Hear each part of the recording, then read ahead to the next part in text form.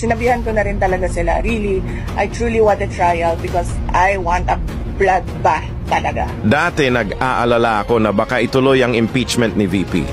Pero dahil sa sinabi niya, pati tuloy ako nagka-interest na rin sa madugong laban na ito.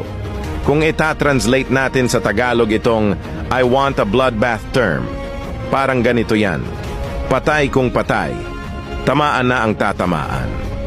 Naalala ko tuloy yung sinabi ni Senator Miriam. Kung lahat pala tayo honest, bakit tayo laging nililista ng international community bilang isa sa mga kurakot sa buong mundo?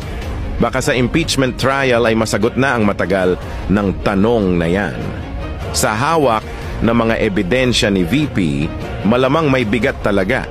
Kung papansinin nyo ang mga mata ni VP, hindi yan mata ng isang sumusuko.